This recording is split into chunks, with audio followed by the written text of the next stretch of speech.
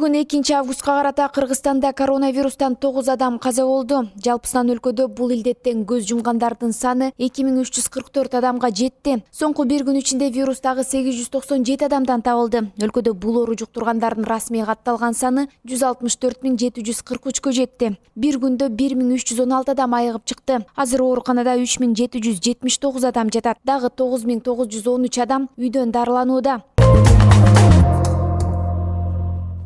Мамбетов Алмаз Ишембекович Ош шаарынын жаңы мэри шайланганга чейин Ош шаарынын мэринин милдетин аткаруучу болуп дайындалды. Тиешелүү буйрукка Кыргыз Республикасынын министрлер кабинетинин төрагасы Улукбек Марипов кол койду. Кошумчалай кетсек, 45 жаштагы Мамбетов 2016-2019 жылдары Балыкчы шаарынын мэри, 2019-20 жылдары мамлекеттик каттоо кызматынын төрагасы, 2020 жылдагы октябрь окуяларынан кийин президенттин иш башкармалыгынын төрагасы болгон.